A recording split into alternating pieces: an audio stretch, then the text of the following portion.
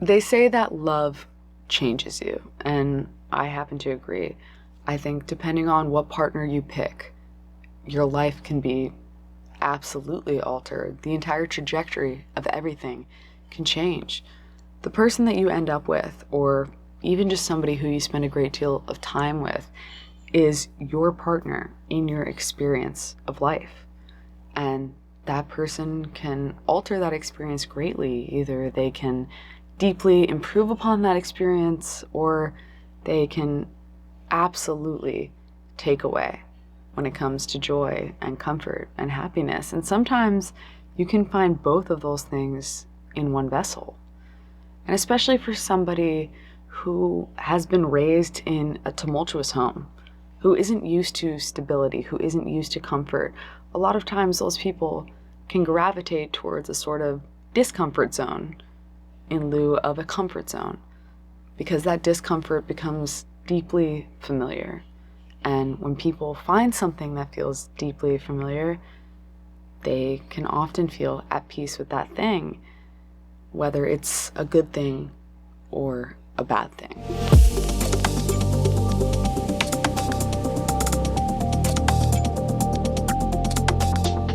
Hi everybody, and welcome back to another Spooky Saturday. Today's episode is going to be a little bit shorter than our typical episode just because I'm trying to experiment.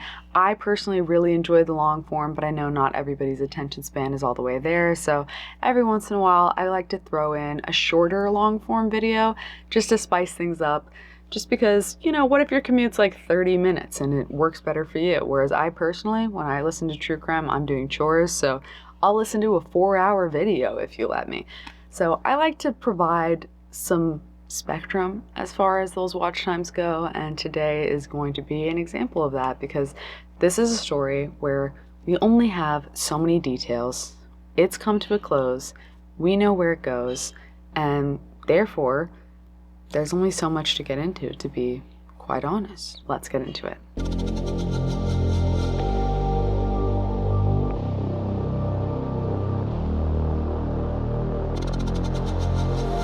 Veronica's life was, by any and all metrics, really hard.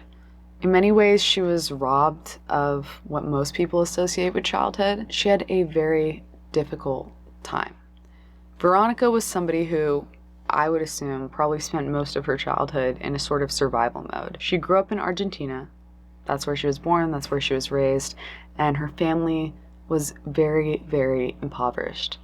And that can cause a lot of trauma just inherently. When your parents are struggling, you love them, you want them to be happy, you want them to be comfortable, but even as a child, you can sense that they don't have that stability, they don't have that comfort. And more than that, when you have to go without, you usually know that.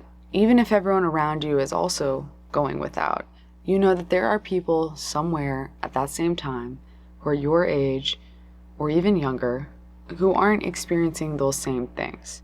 And that's not to place any sort of burden or onus on the parents. That's not to say that they're intentionally traumatizing their children or something like that. It's just the reality that a lot of people experience. And for Veronica, it's hard to know just how much of that influenced other negative aspects of her childhood, because her childhood is really pretty murky, and there's just a few highlights that we're aware of. For one, we know that when Veronica was a child and throughout her entire childhood, well into her early teens and late teens, she experienced a lot of physical abuse. And not only domestically, not just from her parents, but just in general, she experienced a lot of physical abuse. Additionally, Veronica was unfortunately a victim of child molestation. It's one of those situations where it's very hard to process. You're a child, you don't really understand what's going on, but there is still a sense that it is unnatural. It's not what you're supposed to be experiencing, and that can be very confusing. And because of that, a lot of children, they don't have the tools linguistically, emotionally, in terms of maturity to communicate effectively what they're experiencing. And then that, in and of itself, can create deep wounds of shame. Because on a level, a lot of people take that on themselves. Rather than correctly identifying that they were a victim, they were a child, that was a situation that was deeply outside of their control, a lot of people feel like if they could have gone back, that they would have done something different. A common thing a lot of people say is that they feel a deep sense of shame surrounding their trauma response. Most people know of the fight or flight trauma response, but there's also freeze, and there's also a fawn response.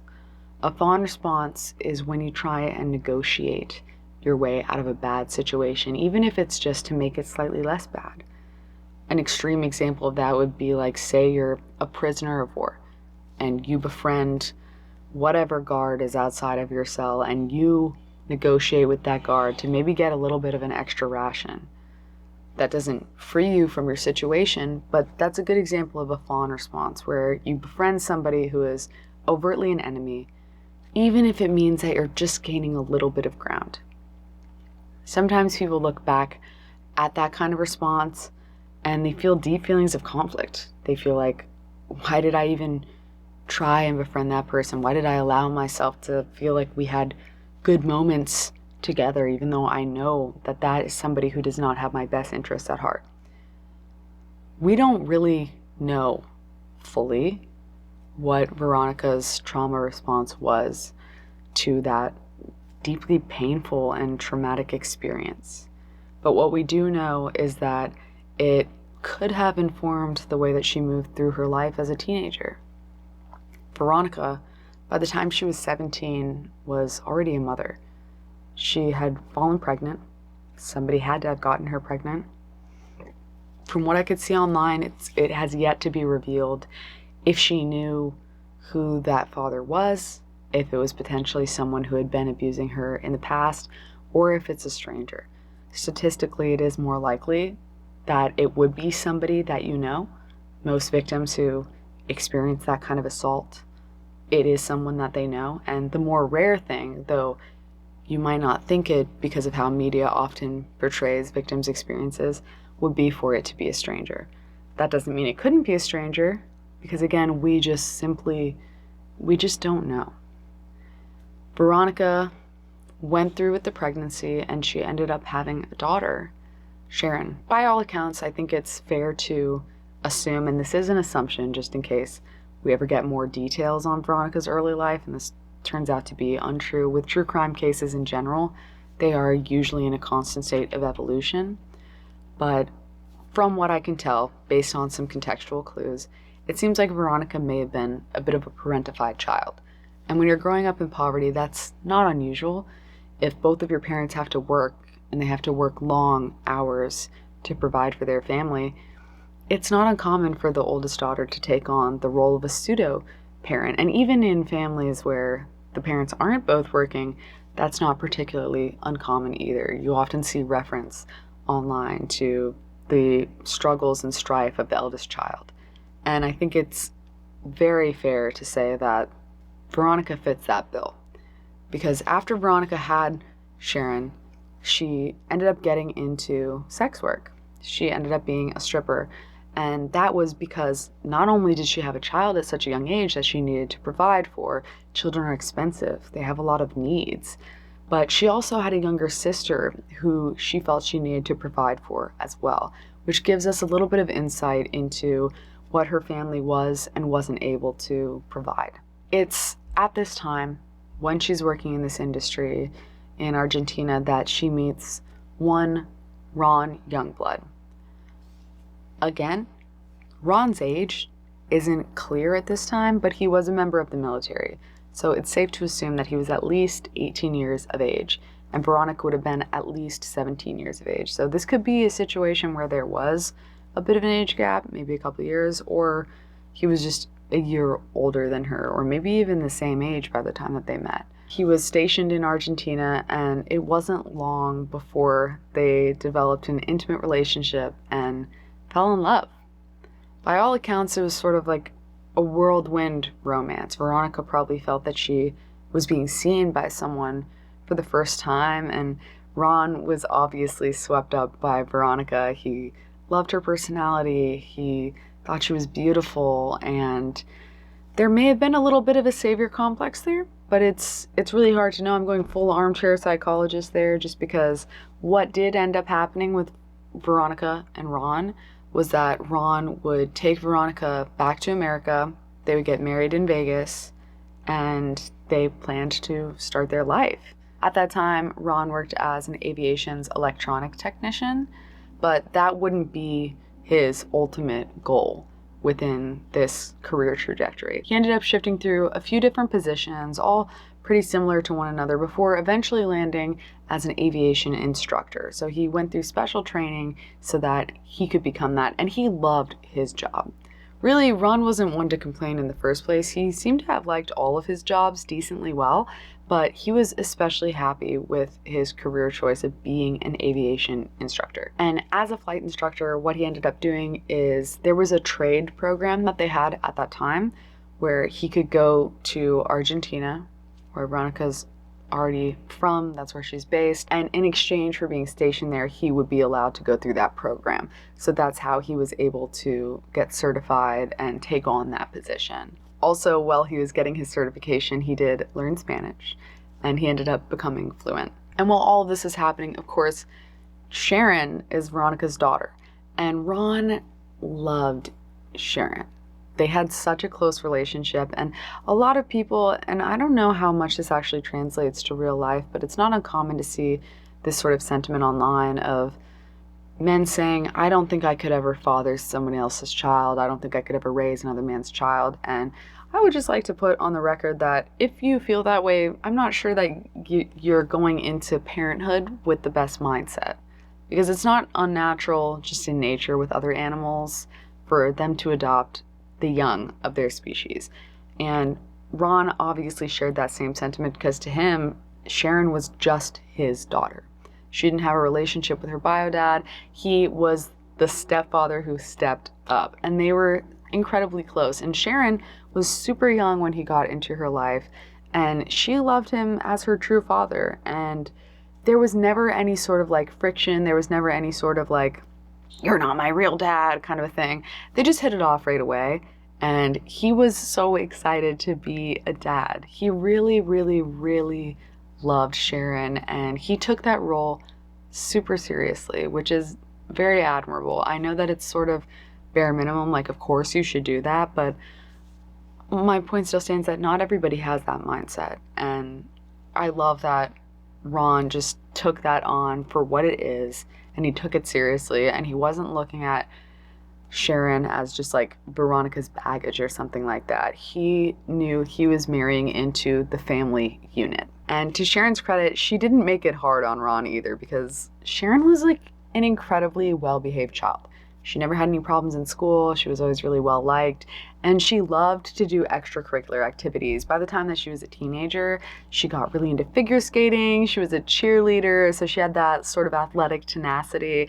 And honestly, it seemed like she just had a lust for life. Like, she was a happy kid, and the same cannot be true of all teenagers. I know that I was not the happiest teenager. I wasn't just like a peach to be around at all times.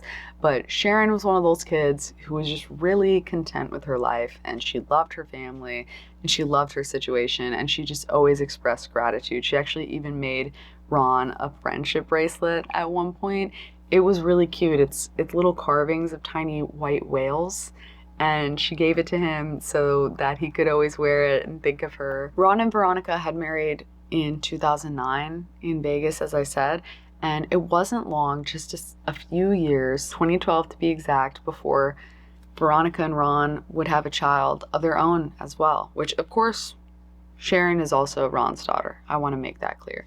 But that is when Veronica gave birth to Brooklyn. And while Ron loved being a father to Brooklyn, he loved being a father to Sharon, and everything was smooth sailing as far as those relationships would go.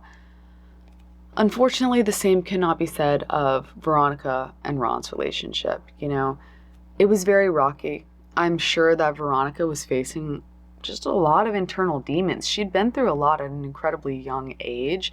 And as somebody who has PTSD myself, complex PTSD, it doesn't always come out in the best ways, and relationships can be really triggering for somebody who has been wounded in the ways that Veronica has, and that can be really exhausting for a partner. And for me myself, I know that that's something that I'm really aware of. That's something I've had to unpack in therapy, and it's not something I've always been great at. I carry a lot of guilt myself over times where I haven't been my best self, and little things that nobody else would notice would set me off in the past. And I've had to do a lot of work to unpack that. And I'm constantly in a state of growth and trying to become my best self. So in that way, I can identify with Veronica, where if you don't have the best foundation, it can be really hard, especially when you're an adult, figuring out what is normal, what is appropriate, what is the right way to move through life, what is the right way to treat people around you, what is the right way to love. Suffice to say, if you haven't been loved appropriately, there can be a bit of a learning curve when it comes to figuring out how you should love people appropriately, and you have to do the work. That's your burden to bear, unfortunately. And not everybody is always up for the challenge, and it's not easy for everyone. It's different for every single person. Some people acclimate quicker than others, and that's an area wherein Veronica really struggled, especially with Ron. They would fight very frequently, and their arguments would become really explosive. In 2014, actually, he was deployed in Honduras, and they had an argument that was so incredibly explosive, so verbally and emotionally violent, that an emergency removal from Honduras was actually requested on their behalf through his job, which brings its own challenges because that's embarrassing. It's crossed the line from personal life into your professional life, and I'm sure that that also just created even more ripples. By 2015, he was transferred to DC, back in America, and it wasn't long before they ended up moving to Fairfax County, which is actually where I was born. It's just outside of DC. And during this time, things had just come to a head. They decided, well, really Ron decided, that this wasn't a situation that they could really work through. So they had come to the agreement that they would separate, but because he had such a loving relationship with Sharon, because he was doing so well with Brooklyn, and really besides his relationship with Veronica, the family unit as a whole was very strong. They agreed that though they were separated, they would stay in the same home, and they would essentially live as a family unit without there being any sort of emotional connection between Ron and Veronica, just as long as she needed to get back into working, because she hadn't been working this entire time. And especially when you have just had a baby, it can be hard to get back out there. So Ron was, he was having grace, he was being understanding, he was trying to be empathetic to her situation, especially because her resume is very different than a traditional resume, and she's also dealing with the entire readjustment of immigrating from one country to another, and there's a language barrier. And so he understood that there were a lot of complexities at play, and he wanted to give her time to adjust. Plus, he wanted to give her time to process the fact that their marriage was dissolving. Despite all this, tension stayed incredibly high for the next year, and Ron was getting upset because he felt like though he was trying to give Veronica the space to get back out there, she wasn't really moving at the pace that he expected. He felt like, he didn't want to just rip himself out of their family situation because he knew that she didn't have a job, she didn't have money, but he also expected her to have a little bit of pep in her step, you could say. He wanted her to take initiative, and it just caused them to butt heads greatly on a very regular basis. So by 2016, they ended up officially filing for divorce. It's during this time that Veronica tells Ron that she wants to go back to school.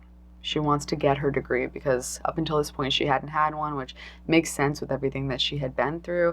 And she felt that that would expand her career opportunities. And Ron was very supportive of this. But there is quite a relevant but here, which is that Veronica would end up applying for a student loan.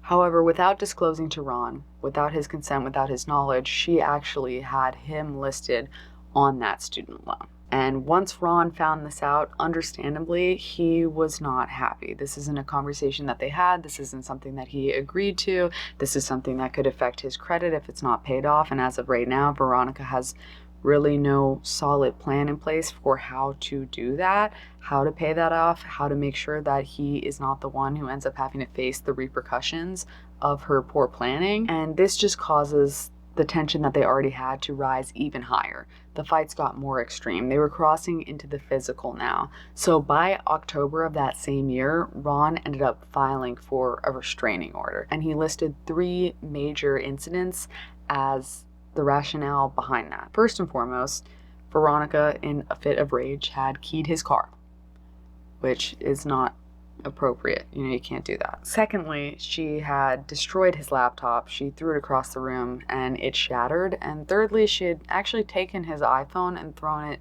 in the toilet. And presumably, based on the context, this is not a waterproof iPhone, and so it ended up destroying his phone. By the end of 2016, they ended up being officially legally divorced, but custody had not been decided yet. And this is yet another point of contention because Ron is a very present father. He wants to be in both of his daughters' lives. Sharon is officially his daughter at this point. So about 2 years go by. There's not a lot of info on what was happening during that time, besides the fact that Veronica and Ron's relationship was obviously not improving, especially because now they're discussing custody. And we know from Veronica's childhood that she's somebody who feels like she has to take responsibility. She's somebody who feels like she has to provide in the same way that she provided for Sharon when she was just a baby, but also took on the burden of making sure that her younger sister was okay as well. So this isn't a situation where one parent's like, well, I'm fine with taking primary, and the other is like, okay, that's fair. Like, I just want to get Christmas or New Year's or something like that. This is a real back and forth tug of war. By 2018, Ron experiences yet another career change. He's now planning to move out of state, across the country, really. So this adds a lot of stress to an already stressful situation because now there is a date. They have to decide by August what they're going to do with the girls. And Ron doesn't just want to take Brooklyn, he wants to take Sharon too. So because it seems that they're not capable of coming to a decision on their own, they're not capable of coming to a compromise, they can't agree on what they want to do, they end up having to get a judge involved. And by July of that year, the judge agrees that Ron should be allowed to take both of the girls with him, that he should be granted primary custody. And this is a huge blow, not only emotionally to Veronica, but also to her ego as well. I think she probably thought at the very least that a judge would allow her to retain custody of Sharon. And upon hearing that both of the girls were going to be taken from her, now she felt that she was without purpose because her real purpose for most of her adult life had just been being a mother. And she didn't have a job, she didn't have a degree yet, and now she wouldn't have her children or her husband either. This was especially inconvenient logistically for Veronica because she would often leverage the girls against Ron. That was one of the main threats that she would throw his way, is that she was going to take his daughters from him, or you can't treat me like this because of the girls, or you have to do that because of the girls, or the girls need this or the girls need that. And it was something that she would often use to sort of manipulate Ron. It was her main point of leverage. And now that this judge had agreed that Ron definitively had custody and he would be taking the girls states away, she couldn't really leverage that relationship anymore. And that was something that had really been working for her because of how deeply attached Ron was to the girls and that sort of fear he had of risking that loss, of losing that dynamic, of there being any sort of parental alienation. Because not only were Ron and Sharon incredibly close, and it's a lot easier to have these sort of more mature discussions with a 15-year-old. Obviously, you can't cross that line of bringing a child into an adult situation. But Brooklyn was still really young. She was only 5 years old. And Brooklyn was sort of Ron's mini-me. She would follow him everywhere. She was definitely a daddy's girl. So there was a sort of added fear that, she is so young. She doesn't really understand what is going on.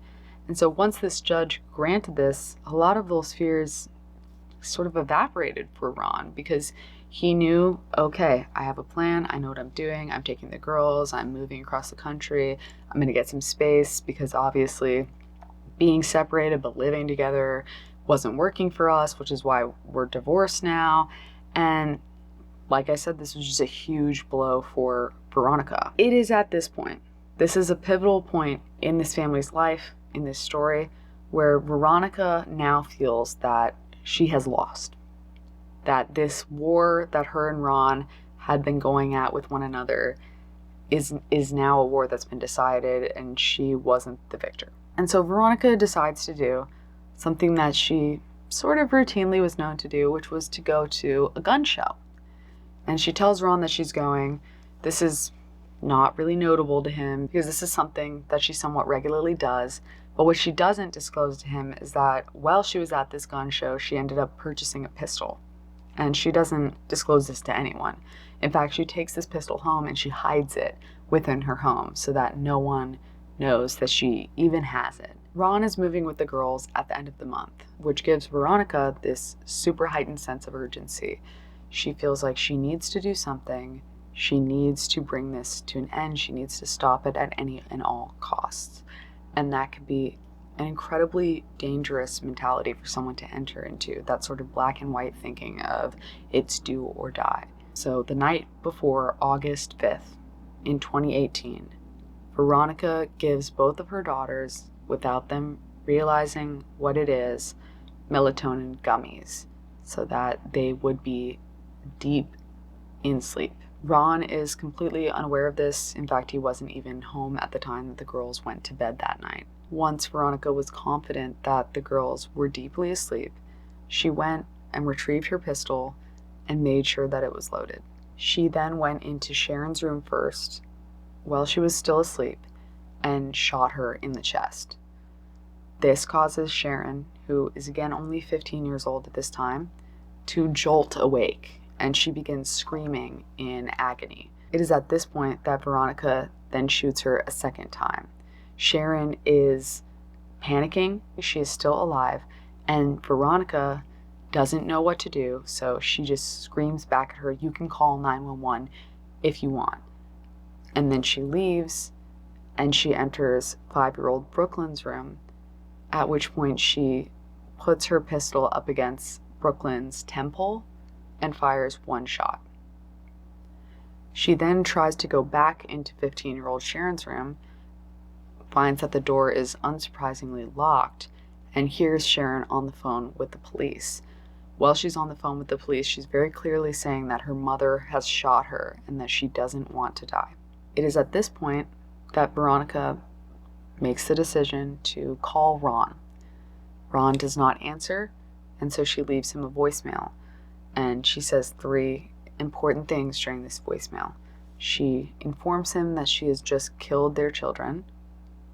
She tells him that she hates him and that she's then going to kill herself next. Instead of killing herself next, Veronica actually flees the home and goes to an ex-boyfriend's house, at which point she begins confessing everything that she has done, that she has killed her children, that she is planning on killing herself next, and that she did all of this because she hates her ex-husband Ron so deeply, and she wanted revenge. She didn't want to let him take her daughters. Either she has them or no one can. After this confession, he then goes into another room and he does the right thing. He calls the police. They then come to his house and they arrest her at his home. It's at this point that the police, of course, start asking her questions, and Veronica tells them something incredibly chilling, which is that after she shot Sharon, the first thing she said was, "Why did you shoot me?" And that her response was, "I'm sending you to God." And after she said that, Sharon just kept repeating, just like she had said to the police, "I don't want to die, I don't want to die, I don't want to die." It's also important to note that while all of this was happening, Sharon was completely unaware of the fact that Brooklyn was dead in the room next door. Sharon was taken to the hospital. She was put in the ICU. Emergency responders tried to do everything that they could for her, and they did briefly stabilize her condition, but she would unfortunately die in the ICU just days later. While the cops are questioning Veronica, she's incredibly transparent with them. They ask her, why did she do this? And she tells them that she had actually been planning this for months, and it was because she felt that she had no purpose anymore. They ask her, what punishment do you think that you deserve? And she tells them that she thinks that she deserves death. They ask her basically anything and everything that they could possibly ask about this case, and she's very cooperative the whole time. She's giving detailed answers on everything except for why she didn't end up actually killing herself as she had said that she had planned to do. And really the only implication there was that she thought that maybe the justice system would do it for her instead. I personally don't really believe that. There are other cases like this where there are family annihilators that do end up killing themselves, but I don't think that this really had anything to do with self-harm. I think that she had achieved her goal after she had killed her daughters, which was just to remove them from Ron, to make sure that Ron couldn't have access to them, to make sure that she could hurt Ron as deeply as possible. And she knew there was nothing that Ron cared about more than those girls. This is a super fresh case. She was only charged just recently in 2023, and she was charged for murder in the first degree. Veronica actually attempted to argue for an insanity plea, which is just further evidence to me that she clearly didn't feel like death is what she deserved, because she was attempting to end up in a federal mental institution for the rest of her life rather than on death row. And B, I also just don't know why, I've said this in other previous videos, I don't know why the insanity plea angle is such a popular choice. If you know anything about these federal asylums and institutions, you know that it's actually not, it's really not better than being in prison. It's actually just sort of equal but different. And so, if you think that you're gonna get away with it or get off scot-free because you end up winning your insanity plea, you've really got another thing coming. But she didn't win her insanity plea, especially because she had had months of premeditation. She took regular action towards her goal, and then afterwards she did gloat to Ron via that voicemail. The defense also ended up playing the 911 call from her daughter Sharon in front of the jury, which resulted in the entirety of the jury coming to tears. And actually, a lot of the jury members ended up needing intensive trauma counseling because the call was so horrifying. And while the call was being played, Veronica was naturally in the courtroom as well. And when the call first started, when she first heard Sharon's voice, she jumped up, started screaming, no, had a panic attack, and was quickly removed from the room. So she didn't actually end up even hearing the call in its entirety. Personally, I think she should have been forced to hear the call. I know that that might actually end up being, an infringement on her Eighth Amendment right against cruel and unusual punishment, but I do think that maybe separately from the jury so that it didn't impede their experience, something like that could have value. I'm not a lawmaker, so you don't have to listen to me, but that's personally what I think, is that she should have had to listen to that, because that's just sort of you facing the repercussions of your actions. The jury ended up recommending 78 years, which the way that works is a jury will recommend a sentence and a judge can only take the maximum sentence that they recommend and either agree to it or go down. So the judge actually expressed that they would have even recommended a higher sentence, so they met the 78-year sentence because they were not at all interested in going down from there, and she will be serving the full sentence. As for Ron, it's just like a terrible situation for Ron. He lost both of his daughters, so of course he's going to be grieving that for the rest of his life. He has done very few public interviews. He did do one interview pretty recently, actually, where he showed that while he was going through the girls' things, he ended up finding that friendship bracelet with the whales that Sharon had made for him, and he has worn it every single day ever since, so that he can feel like she is with him. Additionally, he had a special ring made from Brooklyn's fingerprint. A lot of funeral homes will do this if you lose a loved one, where they'll take the impression of their fingerprint, either put it on a necklace or a bracelet or a ring. So he carries it on his ring, and he said that whenever he misses her or he feels nervous or even just throughout the day absentmindedly, he touches the ring, and he said that it feels almost, of course not exactly, but it feels almost for a second like he's holding her hand again. And it's really just, it's a terrible situation for Ron. It's obviously just like a senseless and deeply selfish act that was absolutely just done out of animosity for Ron. I really don't think that her daughter's suffering and the loss of their lives even factored in for her, especially because she had so much time to plan this, to contemplate it, to come to a different conclusion. So this isn't a crime of passion. It's not a mental break. It's not like a blip or a moment where you're going to be like, oh my gosh, like I blacked out. I didn't know what I was doing. This is something that was premeditated and deeply contemplated, and it had a very specific goal. And while we can understand that Veronica experienced a lot of things, she was a victim in her early life in many ways, that does, I've talked about this a lot, that just doesn't excuse this kind of behavior. And like I've said before, and I will keep saying, the cycle of abuse does happen, but it is not the norm. Because if it was the norm, after just 3 generations, every single person would be an abuser, and that is very clearly not the case. Most people who experience this kind of abuse walk away from it, they work through it, they may be hurt by it for the rest of their lives. I know I personally am, but most of the time, those people have no interest in doing those same things to other people. And unfortunately, that's not the case with Veronica. And so while we can sympathize with her in her early life, we can understand the complexity of who she is, that does not mean that we can ever condone this kind of action, because while hurt people, it doesn't ever give them the right to do that. And it's not excusable. Thank you guys for watching this video with me. Next week, it'll be a long video again, but this one was just a little bit shorter. And if you haven't liked this video, consider actually liking it. And if you haven't subscribed, consider it. It really helps me. It does help me a lot. And then, if you want to turn on alerts, you'll be ready every single Saturday. I'm also posting content in the middle of every week as well, mukbangs, history content, and react videos with Kylan. So if you're interested in something a little bit lighter, maybe check those out. Maybe check them out. They're cool too. We can just hang out. The mukbangs are just like sit down, hang out, eat, nothing too crazy, no food challenges. It's really just like if you're alone eating and you don't want to be eating alone, you could eat with me. But I'll see you guys next week. Thank you. Bye.